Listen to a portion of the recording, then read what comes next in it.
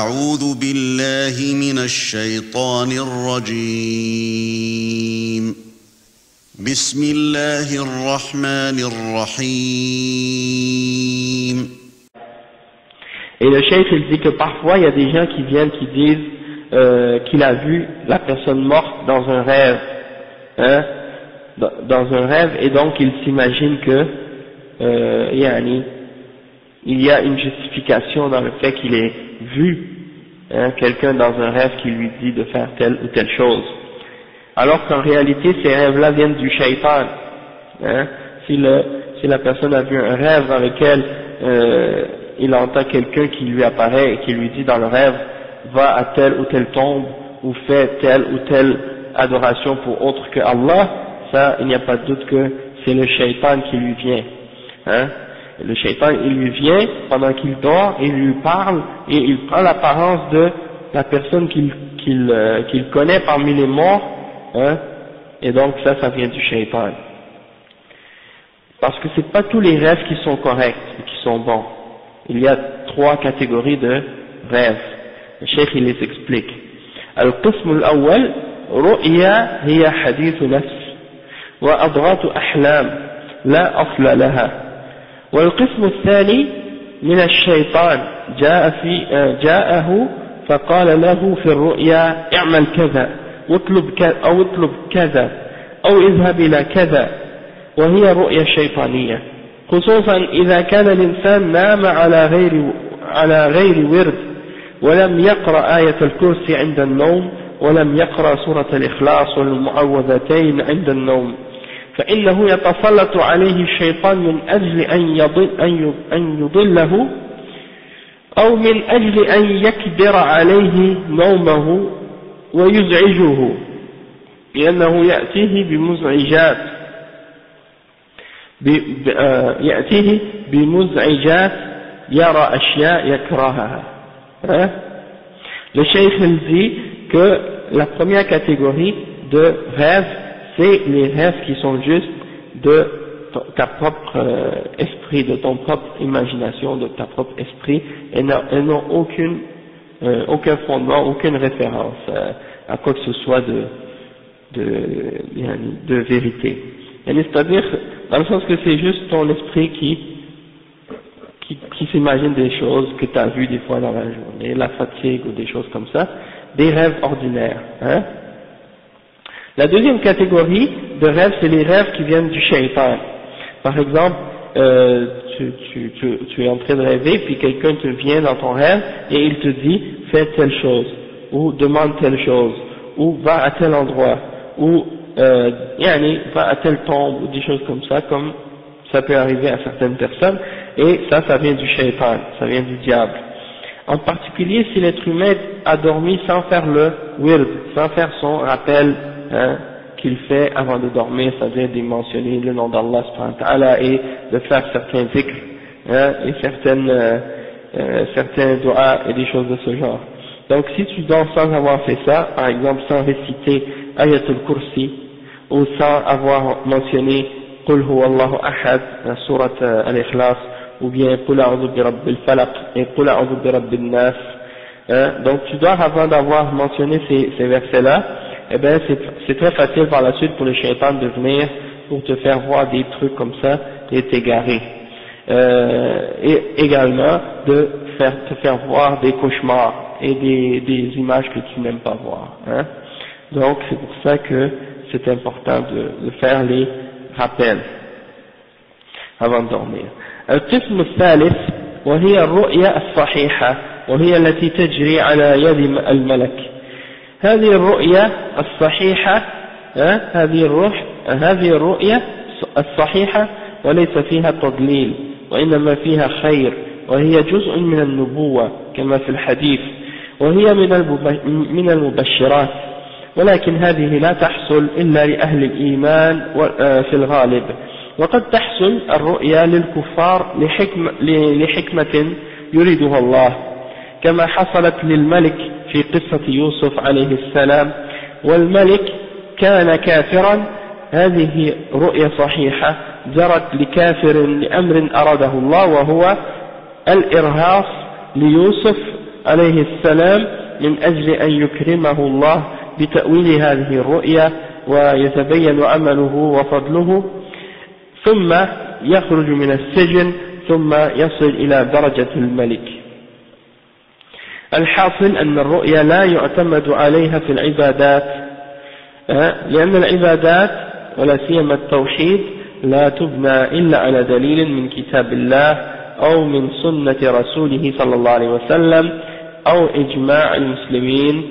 أما المنامات والرؤيا والحكايات هذه كلها تنبني عليها الأحكام،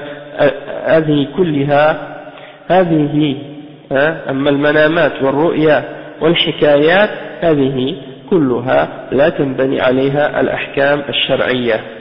Le cheikh il dit, la troisième catégorie de rêves, c'est les rêves qui sont vrais, et ça vient d'un ange, et ces rêves-là sont vrais et il n'y a pas d'égarement dedans, et il y a du bien dedans, il n'y a que du bien. Et en général, ça arrive seulement aux gens qui ont la foi, et c'est une partie de la prophétie, c'est-à-dire c'est une partie de la prophétie, ça fait partie, c'est un morceau ou une partie de la prophétie, comme c'est mentionné dans un hadith. Et c'est des bonnes annonces que Allah peut donner, peut amener à certaines personnes. Et comme le cheikh il dit que ça n'arrive qu'aux gens qui ont la foi en général, toutefois ça se peut que ça arrive à des kuffars, même des fois, parfois certains kuffars peuvent voir certains rêves comme ça. Comme c'est arrivé par exemple au roi dans l'histoire de Yusuf alayhi salam. Allah subhanahu wa ta'ala lui a fait voir un rêve, une vision ou un rêve qui s'est réalisé par la suite. Et ça c'est pour une sagesse qu'Allah subhanahu wa ta'ala a voulu. Et cette sagesse c'était en fait que Allah subhanahu wa ta'ala voulait honorer Yusuf alayhi salam en lui donnant l'opportunité d'expliquer ce rêve au roi, et pour montrer le mérite que Yusuf avait, et pour montrer qu'est-ce qu'il était capable de faire, et pour le faire sortir de la prison, et également pour qu'il puisse atteindre le degré qu'il a atteint par la suite. Donc, pour résumer tout ça, on peut dire que, en principe, on ne peut pas se baser ou se reposer sur les rêves dans qu'est-ce qui a rapport avec les adorations. Parce que les adorations, et en particulier le tawhid, ne peuvent être établies que sur les preuves du Coran et de la Sunna, et ou d'une ijma' des musulmans, c'est-à-dire un consensus des musulmans, en particulier des salaf salih, des sahaba. En ce qui concerne il n'y a pas de qiyas en passant dans les adorations, il n'y a pas de qiyas. Il n'y a pas de qiyas dans les adorations parce que c'est une chose qui se rapporte à ce qui est tawqifi, c'est-à-dire on se limite à la révélation là-dedans. Donc c'est qu'est-ce qui est basé sur le Coran ou sur la Sunna ou l'ijma'. Il n'y a pas de qiyas, il n'y a pas de place pour les qiyas dans l'adoration. En ce qui concerne donc les rêves, les visions ou les histoires, on ne peut pas se baser sur aucune de ces choses-là pour établir les règles de la charia. لو جاءك واحد في الرؤيا وقال لك صل كذا وكذا من الصلوات أو صم لم يجوز العمل بهذه الرؤيا لأن التشريع انتهى. ما هناك دليل إلا من الكتاب والسنة إلا من الكتاب أو السنة، فليس هناك تشريع بعد وفاة رسول الله صلى الله عليه وسلم، ولا سيما في أمور التوحيد وأمور العقيدة. فهؤلاء الذين شرعوا في أمور العقيدة فبنوا الأضرحة على القبور والرسول ينهى عن ذلك وطافوا بها وتقربوا إليها، كل هذا مناف للكتاب والسنة، لأن الله سبحانه وتعالى لم يشرع أو لم يشرع لنا هذه الشركيات وهذه الخرافات وهذه البدعيات والمحدثات. Le cheikh il dit, si quelqu'un te vient dans ton rêve, puis il te dit, prie tel ou tel nombre de prières ou jeûne, il n'est pas permis pour toi d'appliquer ou d'agir selon ce rêve. Parce que la législation est terminée. اليوم أكملت لكم دينكم وأتممت عليكم نعمتي ورضيت لكم الإسلام دينا. C'est-à-dire Allah subhanahu wa ta'ala, il a complété l'islam avec la mort du prophète sallallahu alayhi wa sallam. Donc il n'y a plus personne qui peut venir ajouter quoi que ce soit dans la religion. Donc si quelqu'un vient te voir dans un rêve et te dit fais tel ou tel nombre de prières ou fais tel ou tel jeûne ou des actions ou des choses de ce genre, sache que il ne faut pas se baser sur ça parce que les preuves viennent uniquement du Coran et de la Sunna.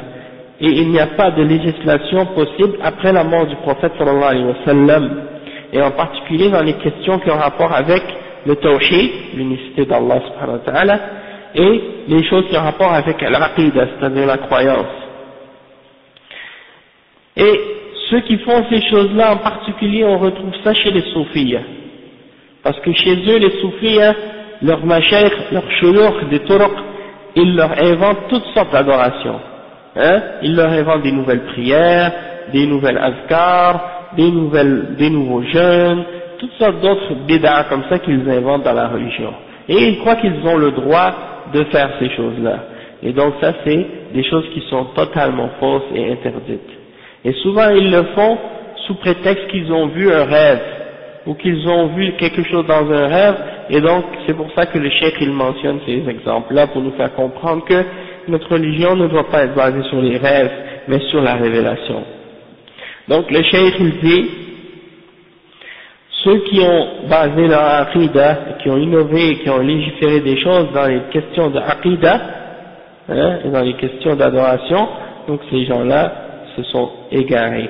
Comme ceux qui ont par exemple construit des tombeaux sur les tombes, là où il y a des gens enterrés, ils ont fait des constructions par-dessus. Ça, c'est interdit par le prophète sallallahu alayhi wa sallam. Et qu'est-ce qu'ils ont fait par la suite? Ils ont rajouté des formes de shirk à ça. Ils ont fait le tawaf. Ils ont commencé à inventer des rituels, comme tourner autour de cette tombe un certain nombre de fois, comme les musulmans sont ordonnés de faire autour de la Kaaba. Donc eux ils ont imité ça et ils l'ont appliqué aux tombes, comme si c'était permis de le faire autour des tombes, et ça bien entendu c'est shirk. Le prophète sallallahu alayhi wa sallam a expliqué au sujet du tawaf qu'on fait à Mecca que c'est une salah, un tawaf salah, il a dit sallallahu alayhi wa sallam, excepté qu'il n'y a pas dedans de recours et de sujoud, si je me rappelle bien. Donc c'est une salah. Donc si tu fais le tawaf autour d'une tombe, c'est comme si tu fais une salah. Et ça donc c'est interdit. Et qu'est-ce qu'ils ont fait? Ils ont cherché des moyens de se rapprocher à ces tombes-là, soit en faisant des sacrifices, des trucs de ce genre. Et ils construisent autour de ces tombeaux, ils mettent des grilles dorées, et ils vont parfois mettre toutes sortes de décorations, parfois même ils vont mettre une petite boîte pour les sadaqas, et donc tout ça c'est des exemples de bid'ah. Et ils ont engagé parfois même une personne qui est responsable de nettoyer cet endroit-là et de s'en occuper, donc. Et donc tous ces exemples de bid'ah et de shirkiyat sont des choses qui se produisent maintenant dans les pays musulmans au nom de l'islam, et tout ça bien entendu sont des choses qui sont interdites et qui amènent, qui font sortir des gens de l'islam, parce que c'est des formes de shirk majeures. Et donc, le cheikh il dit que tout ça c'est rejeté, et c'est nié par le Coran et par la Sunna, parce que le prophète sallallahu alayhi wa sallam n'a pas légiféré ces choses-là, qui sont des formes de shirk, ou des superstitions, ou des innovations, des choses qui ont été rajoutées dans la religion qui n'en faisaient pas partie.